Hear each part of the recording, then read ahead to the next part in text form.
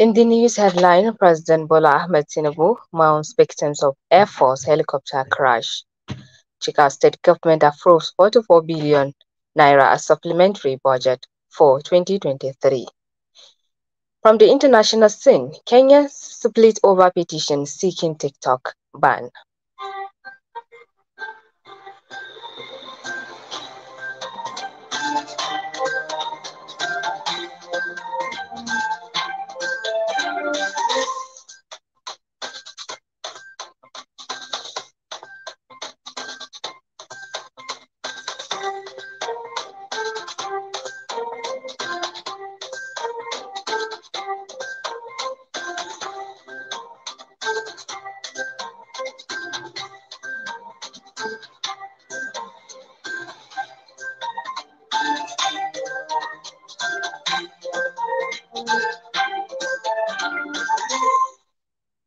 Hello listeners, today is Wednesday, 29th Muharram 1445 after Hijrah Prophet Muhammad, peace be upon him, which is equivalent to 16th August 2023. I am Salma Adam Iko with the news. President Bola Ahmed Tinubu yesterday in Abuja expressed sadness at the loss of gallant officers and soldiers in Monday's helicopter crash in Niger State.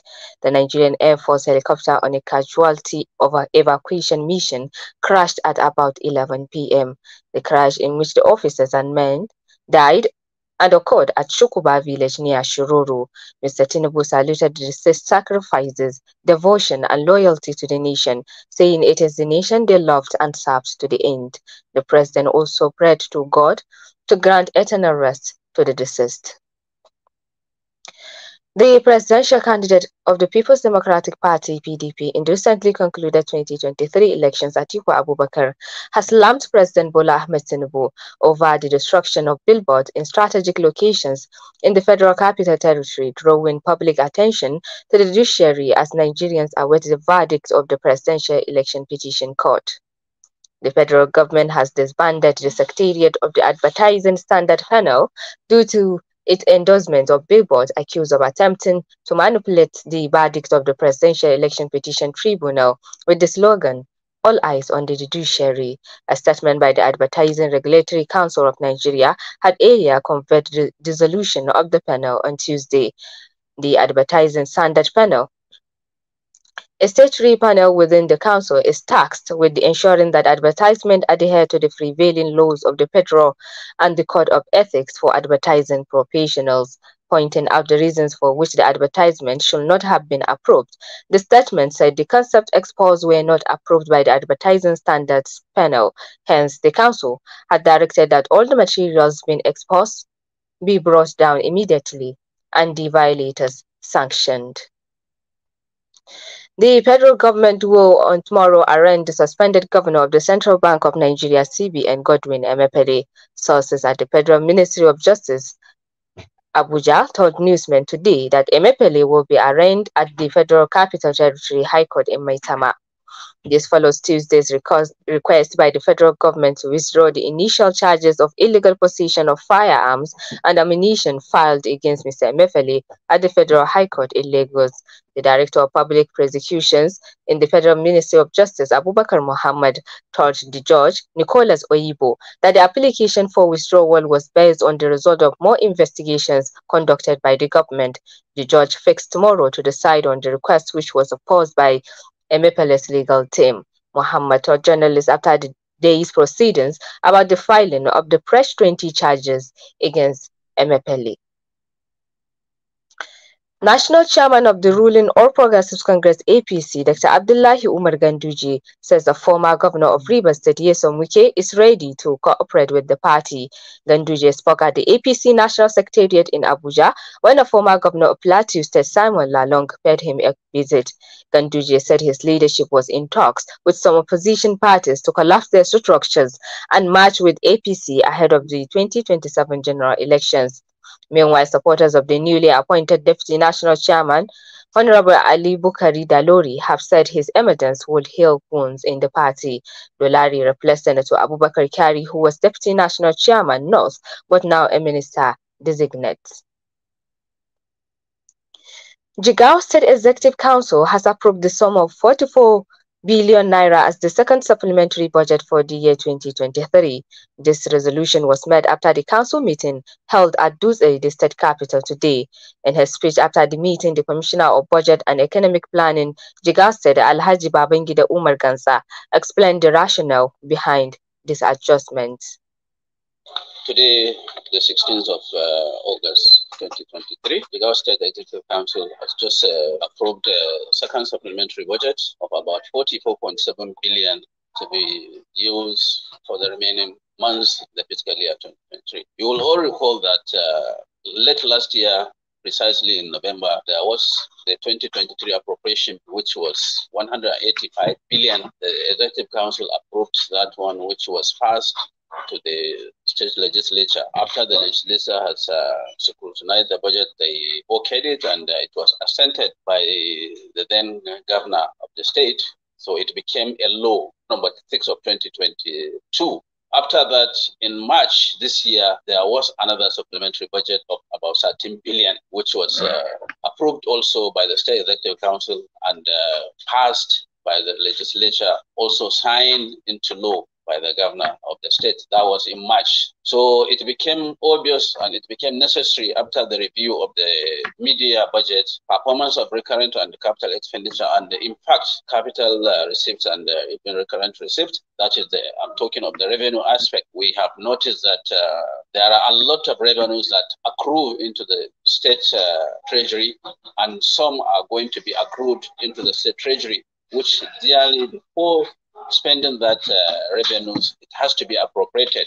You will all recall the previous budget was based on 420 naira exchange rate. Now the exchange rate is 750. So there is need for a review and the removal of fuel subsidy. All this necessitated for state in the federation to receive higher revenues from the federation account. So if really there is that, definitely the state has to consider reviewing its budget for the remaining months. So this actually necessitated the Budget and Economic Planning Ministry to present a memo earlier on to the State Executive Council for the council to endorse that Ministry of Budget and Economic Planning should go ahead to prepare another supplementary budget because of the increase in revenues that accrue into the state consolidated revenue fund. So we have presented a second supplementary budget of the year amounting to 44.7 billion to the State Executive Council today, and the State Executive Council has approved the budget. So now it will be taken to the state legislature for their consideration. Then thereafter, the governor will pass another law, then it becomes a law. So we all envisage between now and next week, this proposal will become a law. That's actually what happened today. That is the speech of Alhaji Babangida Umar Ganza, the Commissioner of Budget and Economic Planning, Jigawa State. Dollar has crashed to between 805 to 790 at the Federal Exchange Market yesterday, Daily Trust can authoritatively report. It started a steady decline from 925 naira to 930 naira. That is was exchanged in the morning till around 4 p.m. when news about the possible Central Bank of Nigeria CBN intervention sifted through to the Bureau de Change BDC operators. Recall that CBN announced plans to take critical decisions to reverse the slide of Naira in the next few days, thereby resulting in significant losses to the speculators. The acting CBN Governor Falashodun John Shonubi dropped the hints on Monday while briefing State House reporters after a meeting with President Bola Ahmed Tinubu at the presidential villa, Abuja. And the news is coming to you from Studio of Sawaba Radio. More of the news after the short break. Do stay.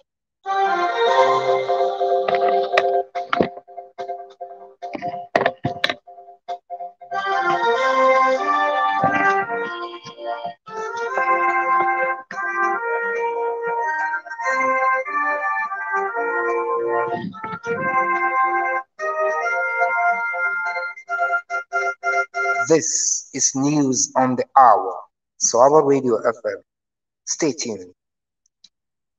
Thank you for staying tuned. This is Sawaba Radio News at 7 coming to you from Studio of Sawaba Radio 104.9 Hadija. Jigawa State Governor Malam Umar Namadi has promised to continue supporting the activities of the Police Community Relation Committee due to its significance in society. The governor stated this when he received the leadership of the committee led by the national president held at the government house in Dutse. Our correspondent Zulkifil Abdullah Dago has more on this. The governor said the activities of the Police Relation Committee has justified its importance and its role of sensitizing and enlightening the public, which extensively enhanced the cordial relationship between the police and the general public in the country. He said looking at the current hardship being experienced, which make people easily provoked, the committee need more harmony and understanding the importance of security personnel in protecting lives and properties. Citizens are at their neck now. Small thing can provoke people. So the only thing that can curtail this is the intervention of a committee like yours. Otherwise, there will be a lot of frictions between the security agencies and the general public. But what your committee is doing, sensitizing people, educating people on the need to understand the work of a police, and also to understand that police is there to assist them, and police is there to help them, and police is their friend. That has contributed a lot in reducing the conflict between the public and the police. The governor, however, assured of supporting the PCRC so as to maintain the peace and cordial relationship that exists between the PCRC and members of the communities. Earlier in his remark, the national chairman of the committee, Alhaji Ibrahim Olayede, said they were at the government house Dutse to congratulate the governor for emerging victorious in the 2023 governorship polls in Jigawa State and to introduce themselves as the leaders of the committee. The PCRC was established by one-time Inspector General of Police, late retired IGP Etimiyan, May 1984, to promote police community collaboration in order to address the safety and security needs of this country. We note with delight the PCRC had established relationship with you, our father, your excellency, as the immediate past deputy governor of Jigawa State. We look forward to deepening this relationship in order to strengthen police community bond in Jigawa State and Nigeria at large. We equally have it in mind because we want Jigawa to be the first and the first and the first, inshallah. Before their departure, the PCRC presented a congratulatory letter to the governor and appointed him as one of the patrons of the committee in Dutse. I am Zulkifil Abdullah Dago, Sawaba Radio. Thank you, Zulkifil Abdullah Dago. And still in Jigawa, operatives of Jigawa Police Command have arrested 4 suspects who allegedly specialize in stealing balls and gouts in Megatari town of the state. The suspects were identified as Hamza Hassan, age 20 of Kantakara quarters, Mudassiru Isa, age 15 of Saminaka quarters, Abdullahi Ya'u aka Madu, age 20 of Baikinkara quarters, and Nasiru Yusuf aka Danlin, age 23 of Kopar Arewa quarters. Disclosing the suspect arrest, Jigawa Police Public Relations Officer Shisu Adam, while addressing journalists at a press conference in the state capital, Dutse, said 2 of the suspects were arrested with stolen balls. According to Adam, the 2 others were nabbed with stolen gout. In a similar development, 3 robbery suspects identified as Buba Ahmadu, Adam Ahmadu and Haruna Ahmadu, all of Sabon Garin Walawa Fulani settlement, Birniwa local government area, have been arrested with 1 gun, 1 locally made pistol, as well as bow and arrow. The suspect, who is said to have confessed to the crime during interrogation, will be arraigned in court for prosecution. Boko Haram militants have reportedly captured a total of 60 terrorists affiliated with the Islamic State in West African province ISWAP, among them 3 prominent commanders of the sect. The clash between these rival terrorist groups unfolded on Monday, marking a significant development in the ongoing power struggle between them.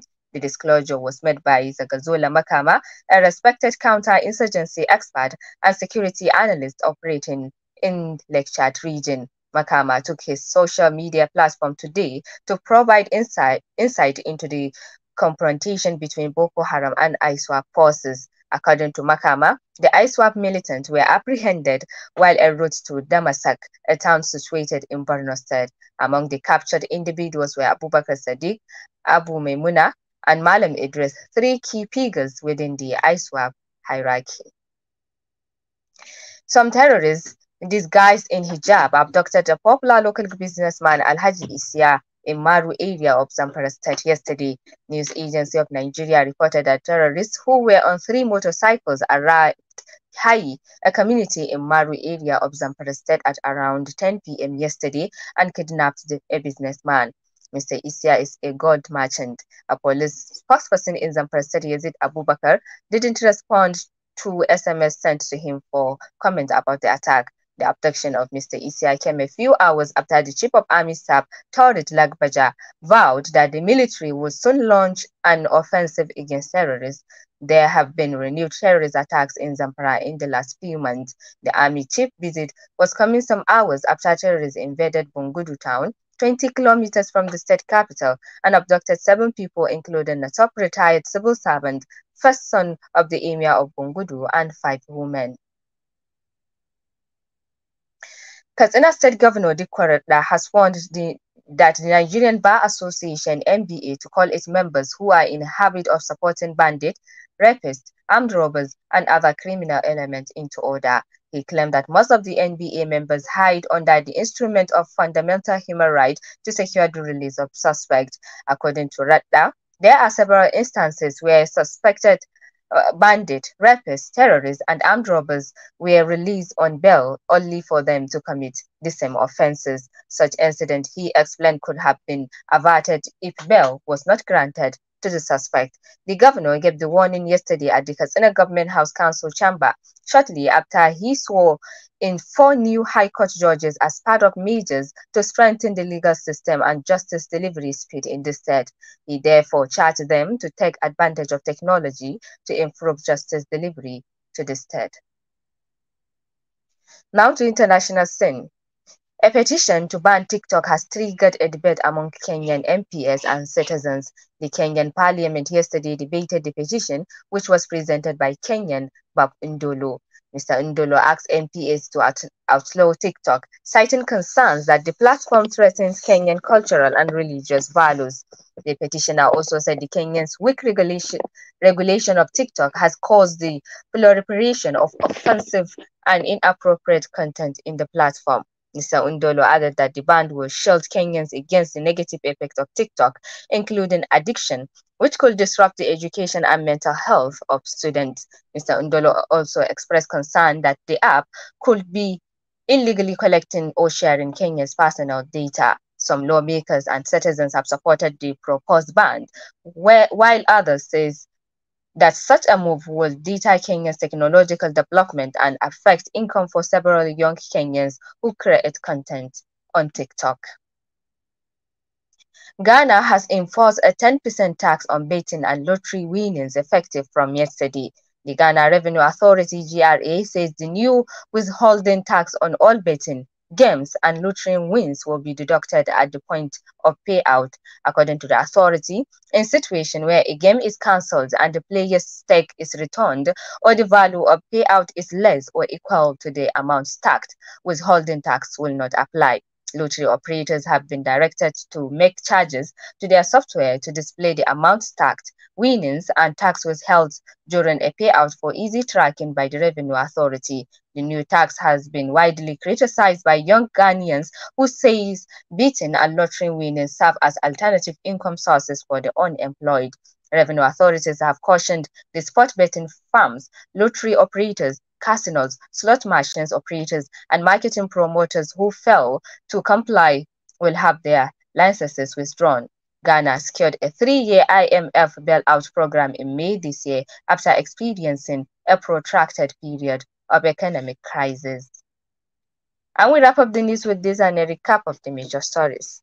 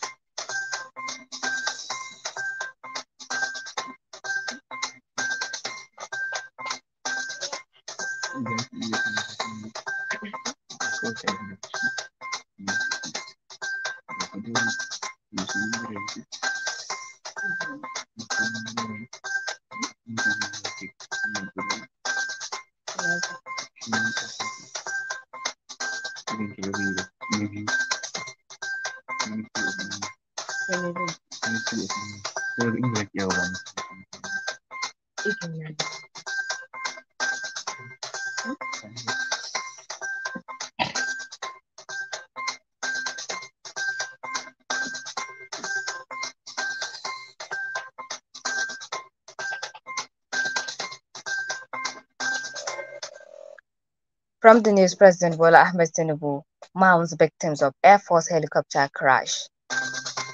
Jigawa State government approves 44 billion naira as supplementary budget for 2023. Kenyans split over petition seeking TikTok ban. On behalf of the news department and the news editor Muhammad Suleiman Yobe, I am Salma Adam Iko. Have a great night.